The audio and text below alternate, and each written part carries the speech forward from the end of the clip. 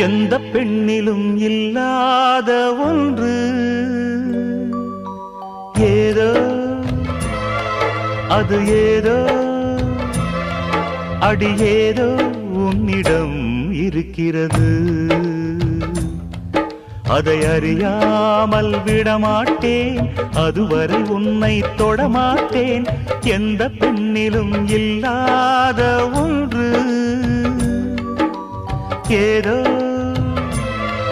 அது ஏதோ அடி ஏதோ உன்னிடம் இருக்கிறது